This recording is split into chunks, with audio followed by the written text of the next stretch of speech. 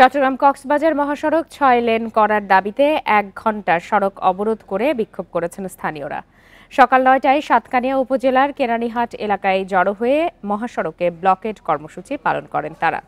বিক্ষোভকারীরা বলেন, দেশের অন্যতম ব্যস্ত এই মহাসড়কটি মৃত্যু ফাঁদে পরিণত হয়েছে।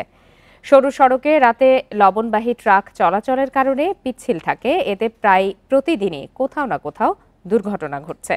বিভিন্ন সময় সড়ক প্রশস্তকরণ ও আধুনিকায়নের আশ্বাস মিললেও বাস্তবে কোনো উদ্যোগ দেখা যায়নি। বাধ্য হয়েই তারা আন্দোলনে নেমেছেন। এ সময় তারা সরকারের কাছে সড়ক প্রশস্তের দাবিতে বিভিন্ন স্লোগান দেন। অবরোধের কারণে সড়কের দুই পাশে কয়েকশো যানবাহন আটকা পড়ে।